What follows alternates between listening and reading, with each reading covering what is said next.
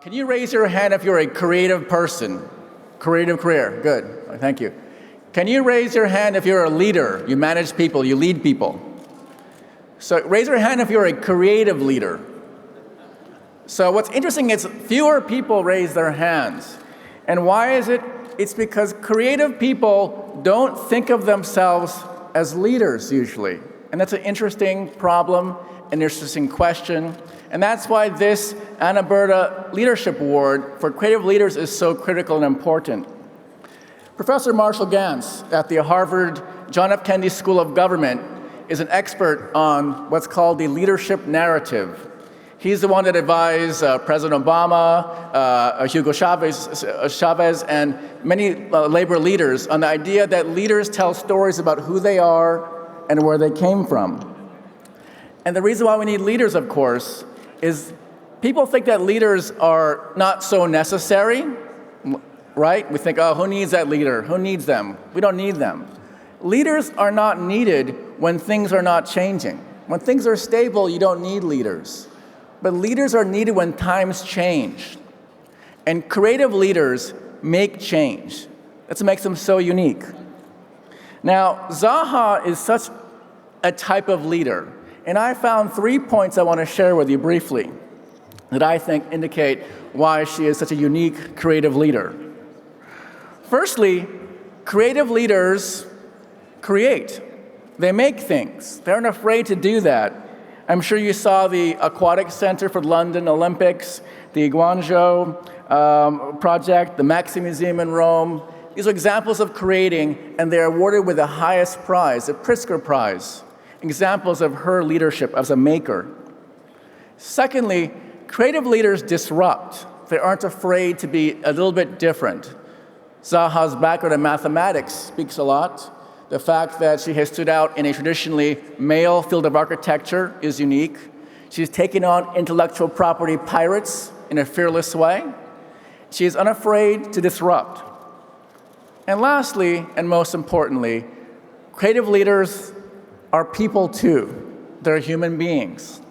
And I know Zaha indirectly through good friends of Sawaya and Moroni, William Sawaya and Paolo Moroni. We designed furniture the same year. Zaha designed a couch, I designed tables and lamps that year, and I was blown away by your work.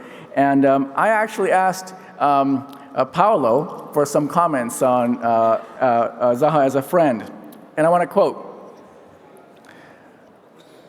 "What comes to me is a smile. I always tell her that she could be the best comic actor ever. She can turn the most banal situation into an exhilarating space of joy. She is an irreducible optimist," unquote. So we celebrate Zaha Hadid's incredible optimism and vision today. Congratulations, Zaha.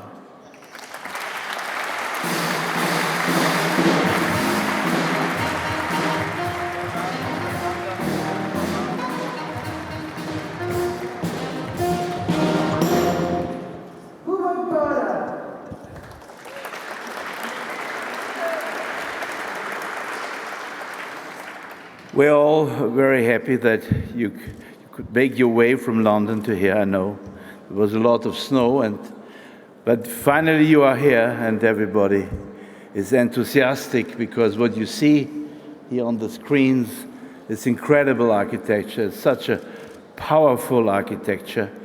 Mr. Pistoletti, chi in Italia diciamo Bernini, no? O anche Borromini un po'. You are in a real great tradition. And I'm so happy that we can give you this year, for the first time, it is not a total digital woman. Normally it's Anna Huffington or it is Marissa Mayer. This award of Pallas Athene, which as in its original is not colored. But in the meantime, the archaeological theory knows that it looks like those. And please come on the stage that I can give you these awards in honor of my mother, who was very powerful and who was a great publisher with magazines all over the world. Please receive this award. Congratulations. Thank you. So we put it here because...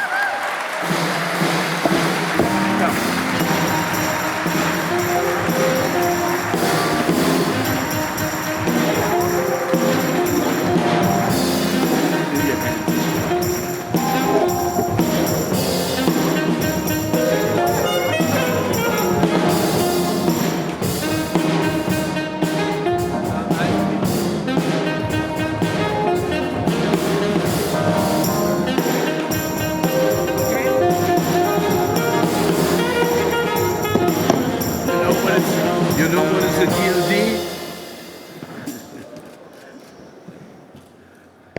Yeah, no, all my friends come to GLD. And anyway, thank you very much. This is a great honor for me. I never in my wildest dreams have thought that, you know, when I started off that 20, 30 years from then, I would receive any award. So it's always a surprise, a nice surprise for me that people take the time to honor me. And I have to say, my journey has been a very exciting and interesting one, and most importantly, despite all the struggles, I've enjoyed it. You know, I take things, as I put it, with a pinch of salt. Referring to Paolo, who's a friend of ours, Italian friend, who we laugh a lot, and that's very critical. But I think it's, I went to a very important school in London, and at the time I was a student, we were told constantly that all we had to do is have an idea. And that's what we focused on, was the making of ideas. And it sounds very pretentious, but it was our focus. And the next step was how to develop the idea to a concept, and then how the concept in architecture could become a project. And that was maybe the most difficult, is to kind of realize the theoretical project. I mean, many of us they're great builders who can create buildings, but it's very important that actually and I think that at this moment, I think it's all made possible in terms of our work because of the digital work and the enormous investigation by many young students and architects and incredible programs. And so I think what I think has come a long way. I was, in my second year, I was told by my teacher that I had an obsession with geometry. And at the time, that was not a compliment, that was an insult to me, because geometry was, any kind of formalism was not seen as a kind of good investigation. So things have changed, and I think things are improving all the time, and thanks to all people like you, and so I think it's very exciting. Thank you very much. Oh, so we take it, come here. Be careful. It's very heavy. I help you. Raquel, come here. But I think there will be a little talk with Hans Ulrich. Sarah, please. You will. Hans Ulrich and Patrick, please. Zaha, you in the middle. Can I have your coat? Yes. Thank you. Patrick Zouve. Please, come.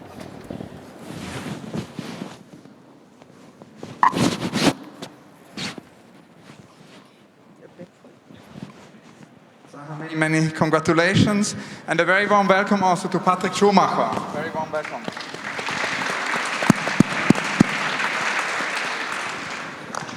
Now, this is not the first time we have a conversation with the two of you at DLD. I was just wondering, Zaha, maybe, because Steffi was wondering in terms of the prize, the award, that it could be interesting to talk about your inspirations. And I remember that you very often talked about Russian constructivism, and you mentioned your time at the AA and the work on Malevich. So I was just wondering if you can tell us a little bit how Russian constructivism inspired you and was a trigger. Well, I mean, I think that the AA was a very weird place at the time. It was very anti-establishment. So, hello. So we're friends, so I can. Sorry. That's okay. So I think that what was going on at the same time at the AA was alternative life. Well, I had, come from Beirut. I didn't really. In my first year, I wanted to so-called become a designer. I mean, it was a bit narrow, and they were doing all sorts of projects at the time, which 30 years later, 40 years later, actually, are still kind of interesting.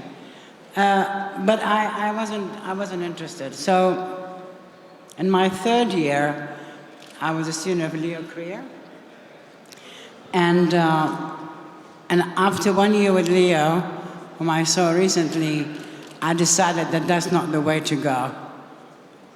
Although I think that was a very important experience because it was the first time as a 30 students you dealt with the city. So that was an interesting experience and an important one. But I did not think the way forward is historicism. It was an important year, 75, because it was the year of the rationalist show, a new rationalism, and it was that year where neo-rationalism, where historicism, neo-rationalism, and postmodernism sort of converged as a kind of a new thing, anti-modernism. And I really did not think that, and it was a seminar given by Elia Zengelis, who was Rem's partner, at that time on Russians, which kind of intrigued me. So the next year, I joined Rem and Elia as a student, and the first project we had was a Malevich Tectonic, how to cite it.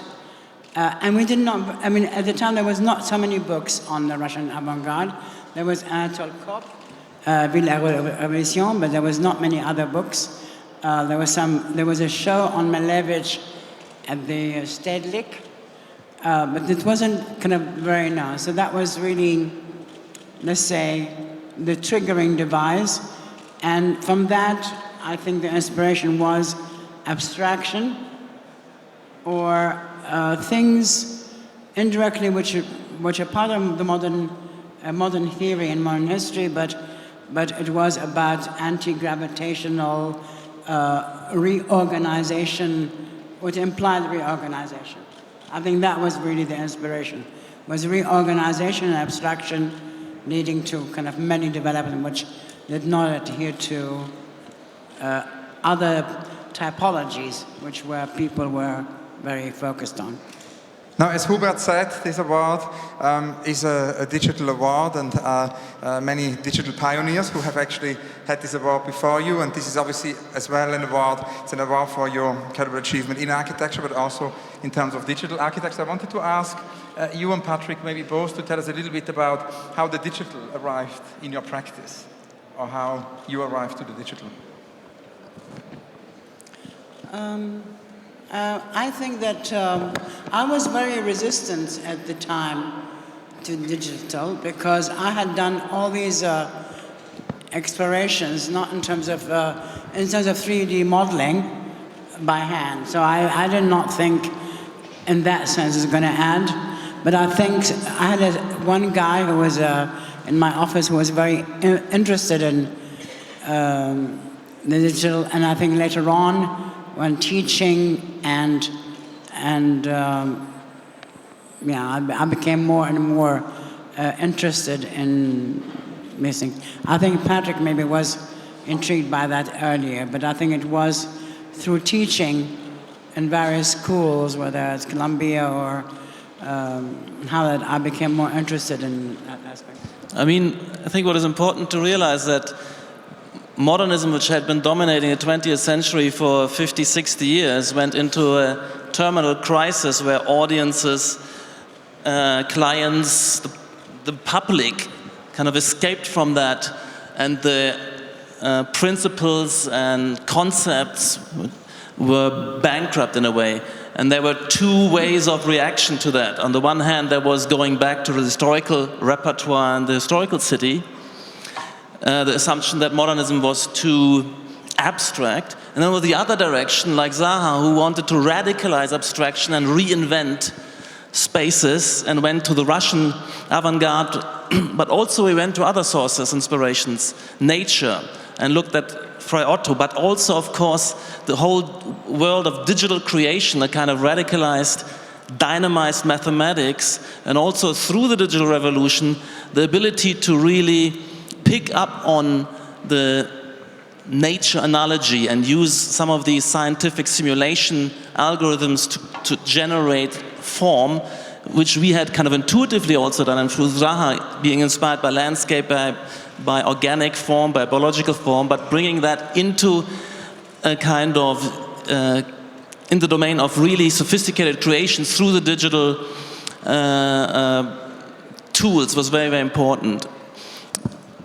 Now, in the last conversation we had at DLD about a year ago, we talked a lot about the history of your practice, the different epiphanies, the different steps, which brought you, to all the many projects all over the world now. So when we actually were thinking about today, we thought it could be great to talk a little bit about the projects you're working on at the moment, the very recent projects. So we see here images. I was just wondering if maybe you can tell us a little bit about the project we see here on the screen.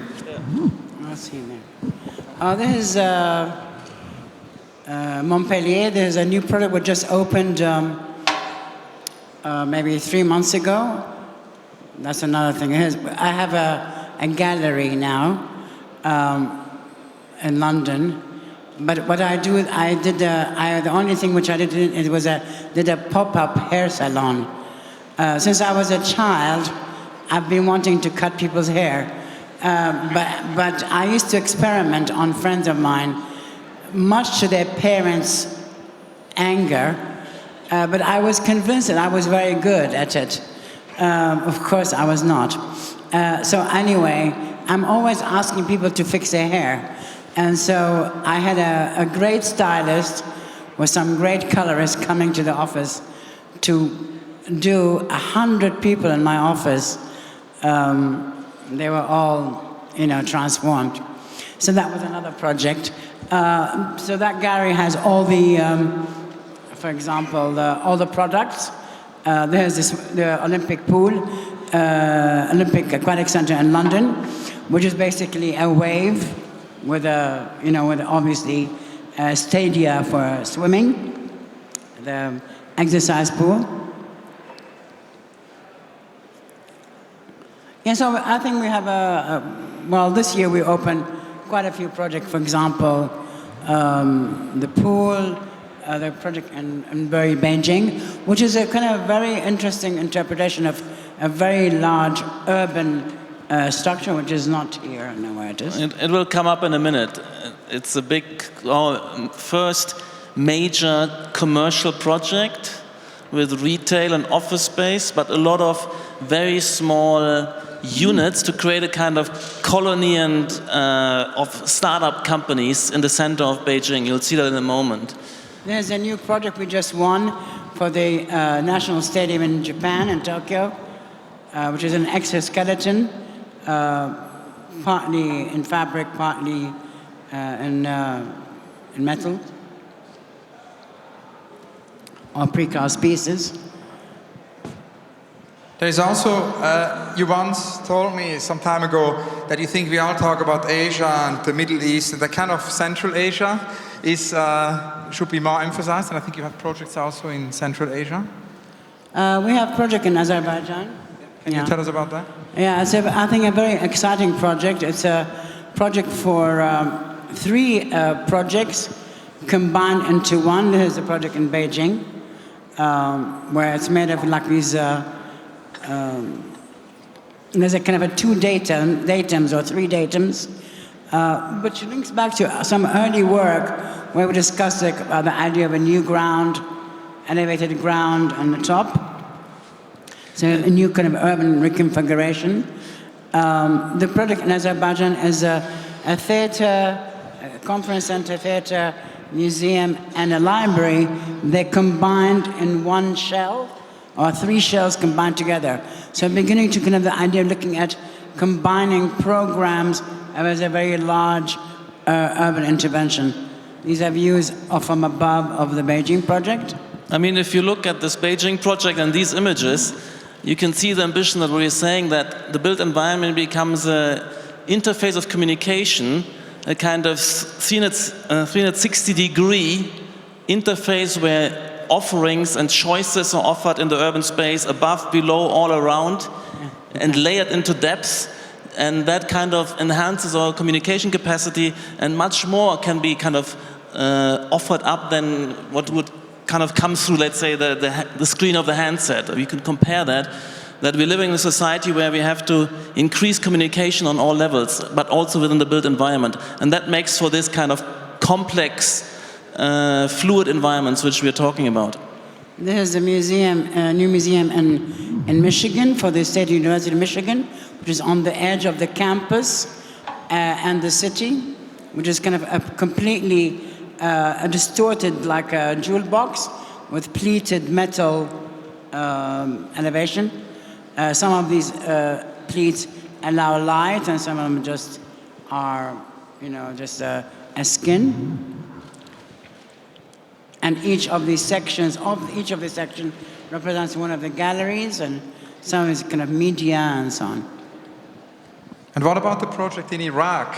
There is this project you developed for Iraq, which is obviously extremely interesting because it would be the first time a project happens in your home country. Can you tell us? This is Azerbaijan. That's Azerbaijan, yeah. In Iraq, we're doing the central bank on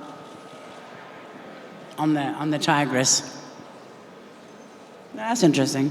I mean, I think the Middle East, unfortunately, is going through a turmoil, but I think it's an interesting region, and there was the beginning of some really major projects happening there in terms of interesting ideas, and I think some of them have, like temporarily stopped, but the Iraqi bank is going ahead. I think, for example, if you look at the Azerbaijani project, this is really all made possible through technology because of all the precast formwork of all the fabric concrete, all the lamination of all the wood on the interiors. You can achieve this kind of level of complexity in a building through digital work. There's a project in Korea. Can you tell us about that, about Korea? Patrick? Well, this Don't Korean take too long, project Patrick. is... We have 1 minute. Yeah. Okay. 2 words. It's a park which becomes a building, so you can move from the park onto the building.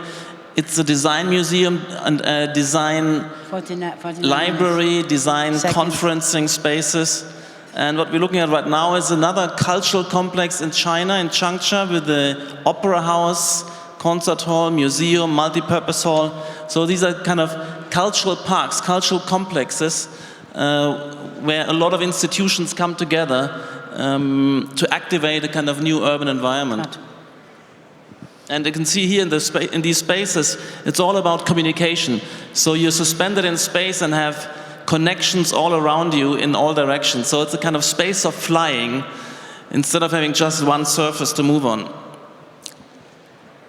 Now that so many projects are built, it's an incredible amount of built reality. I was wondering if you have still unrealized projects among the earlier unrealized projects, which are regrets, if there's kind of projects you would like to see built? Yeah, I mean, I think that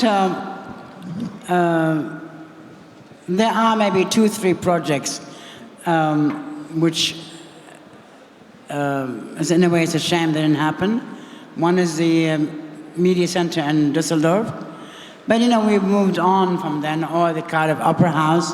But, we've moved on from that point. I think that one can't always lament. And I think the work we did later is better. And so I just think at the time, it was a shame that didn't happen because it might have made things a bit easier for us. But, and they were very nice projects. There's the Central Bank in Baghdad,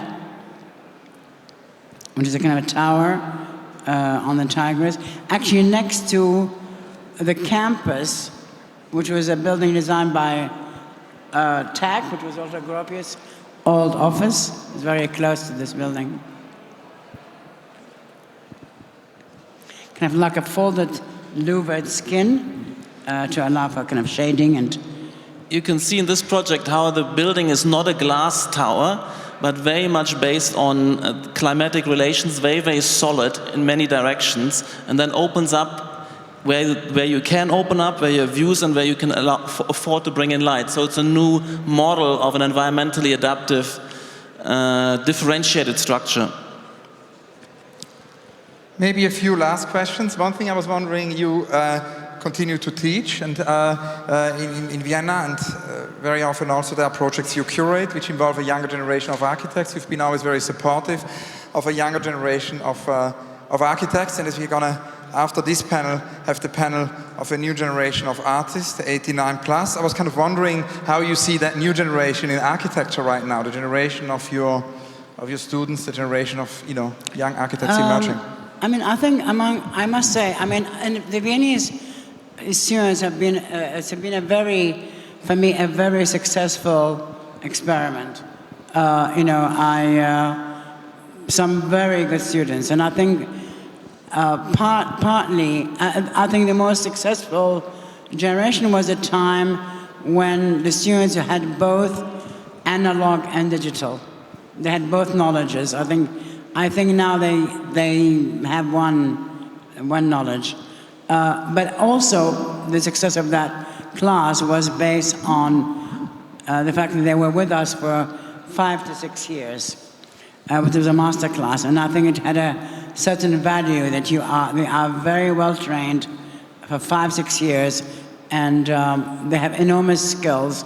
But they're also very incredibly, many of them very talented and very skilled designers, and those who I keep in touch with and who are in my office are really extremely good, are the best people I have. So I think that I can't generalize because I'm teaching at Yale this year, so that will also be very, but I think that, I don't think this generation is better than I think it depends on the skills you acquire and how open your mind is to new ideas and what is going on to inspire you. Because I remember when I started the AA in the 70s, I mean, there were no skills. Nobody knew how to draw. It was a mess. There were more maybe socially conscious, and that was also valuable. But so I think that I just think that the next generation of architects, they have to have the guts to make the next step. Interesting is also that artists often grow out of your office. Terence Coe told me he used to work for you, so that's another thing. Terence worked very strange in my office. He was actually he can draw very well, at this thing, but he was more interested in clubbing than or dressing funny. But he was a great kid, and I still have some of his, the drawings were really very nice. And I say that because I think at the time, when you hired new people, if they had a skill like drawing or making models, they advance faster because you can give them tasks to do, and they can do it quickly. And that was true of many of the American students and many of the German students. They were quite well trained. While if you hire somebody, from the AA who were actually very talented, they thought talent is sufficient to, it is not enough.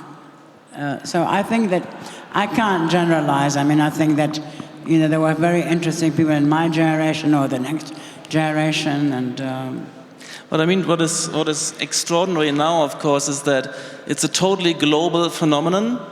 That new movement, particularly in terms of digital design and parametric design, and you have young architects all over the place, particularly in the more remote locations. If you go all over the Middle East, Asia, even Iran, you have communities who participate online, kind of in real time through all the internet sites and Facebook and Twittering, and because it's image-based, it really goes viral. Every design, it doesn't matter whether it's from a famous architect or from anybody, throwing an image, it goes viral across the internet, and it's very, very exciting. It creates a really kind of fermentation and movement, which we all participate in. It's a totally new quality. Maybe one very last question.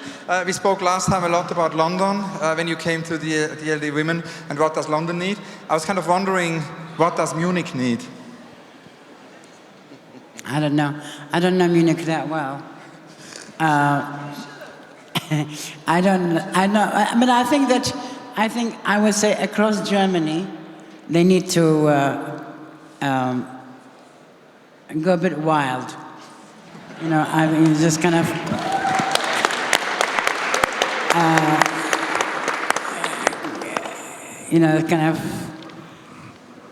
I don't mean in any way that Germans are uptight, but I think that for a long time in Europe, everybody thought there's only one kind of order, and there's only one rationale, and that rationale had to overrule everything.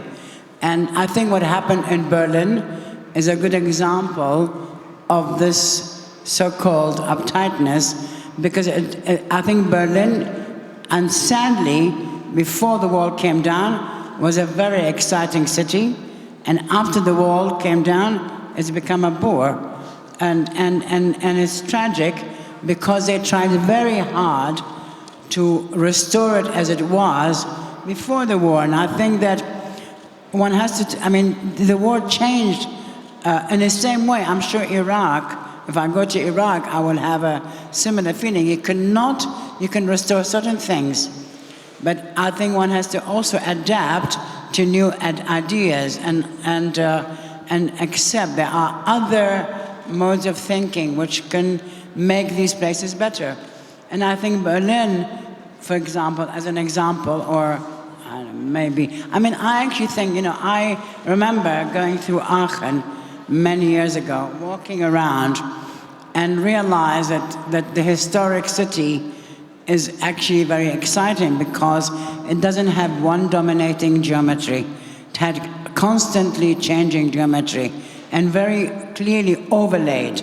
And I think that's what makes the European city, in a way, more interesting in other places because of these layers which allow you to kind of invent more complex programs and more complexity in terms of the fabric of the building. So I think these historic cities are more receptive to new things than the traditional idea of kind of new, like New York or whatever, which is also very exciting. But I think they are more receptive. Just going to Beijing every 6 months and watching within, not everything is perfect, but we're watching within your, not only lifetime, but within a few years of your life, something radically changed so fast.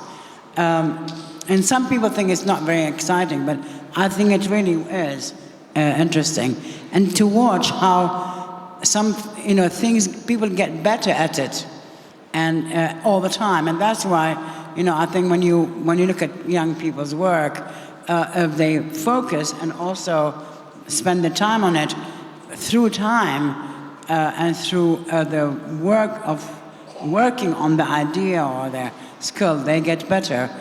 So I think that German cities could move away from this idea of only one single kind of typology, that we can only do things in one particular way.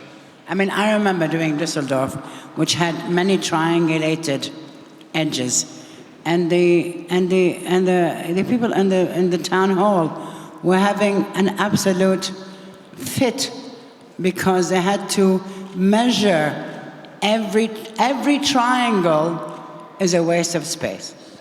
I mean, imagine a world where every circle and every triangle is not seen as usable space or rational space. This is completely insane. So they have to relax. That could not be a more wonderful conclusion. Zaha and Patrick, thank you so much. Thank you, thank you.